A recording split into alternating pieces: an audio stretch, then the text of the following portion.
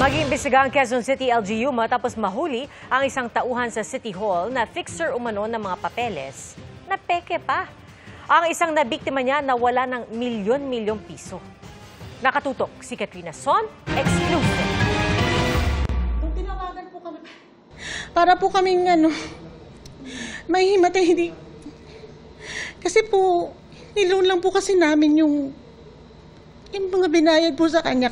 Inakalang mapapadali ang paglalakad ng mga papeles. Pero sa huli, nalagasan ng milyon-milyon si May, di niya tunay na pangalan. Dahil iyan sa babaeng nagpakilalang taga City Hall na anyay handa raw lakarin ang mga kailangang permit para muling buksan at ma-renovate ang kanilang dialysis center na nagsara nitong pandemic. Sabi po niya, tamang-tama dahil malakas ako sa City Hall, sa accounting department ako nagtatrabaho. Ako yung humahawak ng payroll ng mga taga City Hall. Nagtiwala raw siya sa kagustuhang matapos agad ang renovation. Pero panay raw ang hingi sa kanila ng sospek ng pera. Pinipilit din daw silang mag-advance ng renewal permit. Kung hindi, baka ipasara raw ang dialysis center. Dahil nagdududa na raw si May, pina-verify niya sa Quezon City Hall ang mga hawak nilang permit galing sa sospek. Ang resulta, peke ang mga dokumento. Laking panlulumo ni May dahil umabot na sa mahigit 4 na milyong piso ang nakubra sa kanila. Wala na po kami trabaho ng kapatid ko kasi po kami nagtatrabaho eh. Yung life savings po ng pamilya namin napunta na po doon. Kaya nagpatulong na sila sa mga otoridad.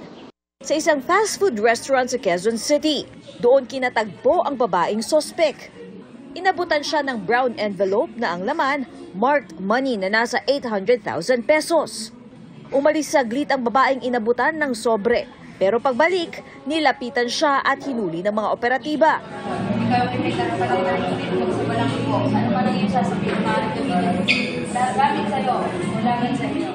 Ang sospek na pag-alamang accounting aid 3 sa accounting department ng City Hall. Ayon sa mga otoridad, matagal na raw itong ginagawa ng sospek. Pag natunugan niya yung isang building ay nagpapa-renovate or kailangan ng isang permit, lalapitan niya. Tapos mag-offer siya ng mag-assess, mag-process na lahat ng dokumento. Tapos hihinga niya ng pera. Tapos tatakutin niya muna na ito ay malaki ang penalty niyo. Tumangging magbigay ng pahayag ang sospek na nahaharap sa mga reklamong robbery, extortion at estafa. Inaalam din kung may kasabot siya sa City Hall. Giit ni Quezon City Mayor Joy Belmonte, hindi nila kinukonsinte ang korupsyon at handa raw silang umaksyon sa anumang irregularidad o paglabag ng kanilang mga tauhan. Hindi rin anya kailangan ng fixer para kumuha ng mga permit dahil maaari na raw malakad ang mga yan online. Pwede rin daw tumawag sa kanilang hotline. Para sa GMA Integrated News, Katrina Son, nakatutok, 24 oras.